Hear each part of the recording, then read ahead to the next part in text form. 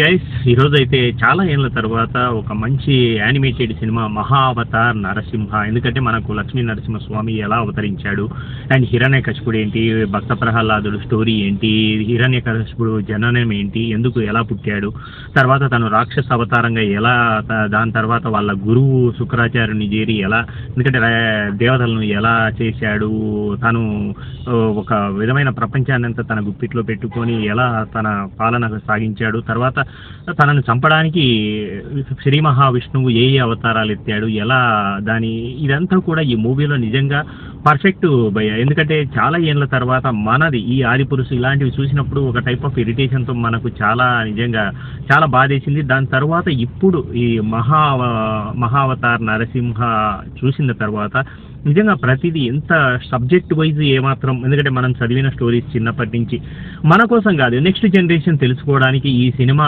అట్లా ఎంజాయ్ చేస్తారు, స్టన్ అవుతారు, షాక్ అవుతారు, ఒక డివోషనల్ ఫీల్ అవుతారు. ఓ ఇలా ఉందా మన కథ. ఎందుకంటే మన కథలు చెప్పేటప్పుడు పిల్లలకు ముందు ఈ డివోషనల్ మూవీస్కు మహావిష్ణువు ఏంటి, శివుడు ఏంటి, బ్రహ్మ ఏంటి, రాముడు ఏంటి, మహాభారతం ఏంటి, భాగవతం ఏంటి, ఇవన్నీ కూడా దీంట్లో ఈ మూవీలో చర్చించిన విధానము, చూపించిన విధానము ఎక్కడ నిజంగా కల్పితంగా కాకుండా పర్ఫెక్ట్. ఎందుకంటే అశ్విన్ కుమార్ యాజ్ ఎ డైరెక్టర్గా, మరియు ఇది హంబోలే నుంచి రిలీజ్ అయింది. ఇక్కడ తెలుగులో మామూలు 2D చూశాను, కానీ 3Dకి ఇంకా పర్ఫెక్ట్. ఎందుకంటే మనము అఖండ సౌండింగ్స్ లేదా బీజిఎం గురించి ఆలోచిస్తాం కదా, కానీ ఇందులో లాస్ట్ 30 minutes ఆ అవతారం, నరసింహ అవతారాన్ని చూపించిన విధానం అయితే అసలు మైండ్ బ్లోయింగ్. ఎందుకంటే కామన్ ఆడియన్ ఎంత ఎంజాయ్ చేస్తున్నారు, ఇంటలెక్చువల్స్ మన మీడియా వాళ్ళు చూసినప్పుడు వాళ్ళు ఎంత దాని గురించి చర్చించుకున్నారు అనేది చూస్తే కనుక పర్ఫెక్ట్గా. ఎందుకంటే ప్రతి ఒక్క పిల్లలకు, ఫ్యామిలీకి, పెద్దలకు చూపించాల్సిన ఈ సినిమా నిజంగా గూజ్ బంప్స్ అంటారు కదా, అంతకు మించి. ఎందుకంటే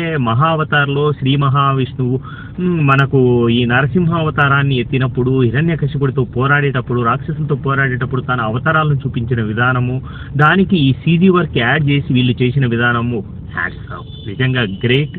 తప్పకుండా ఈ మూవీని థియేటర్లో అండ్ 3Dలో ఎక్స్పీరియన్స్ చేయనివ్వండి, పిల్లలకు చూపించండి. ఎందుకంటే ఈరోజు జూలై 25 రిలీజ్ అయింది, థియేటర్లలో ఉంది. ఇవన్నీ అందరూ చూడాల్సిన సినిమా, ఏ ఒక్కరి గురించో కాదు. ఎందుకంటే నేను జెన్యున్గా, ఎందుకంటే మనం ఫీల్ అయ్యేది, ఎందుకంటే నాకు మన పురాణ గాథలైనా ఇవన్నీ కూడా నేను చిన్నప్పటి నుంచి చదువుతాను. అందులో ఎక్కడ ఏ విధమైన మిస్కమ్యూనికేషన్ లేకుండా పర్ఫెక్ట్గా తీసిన, ఎవరిని ఎక్కువ చేయడానికి తక్కువ చేయడానికి కాకుండా పర్ఫెక్ట్గా తీసిన విధానం అయితే hats off. And please watch in theatres with family and children and kids and your aged mother and father and tataya grand parents also. Go and watch. Thank you.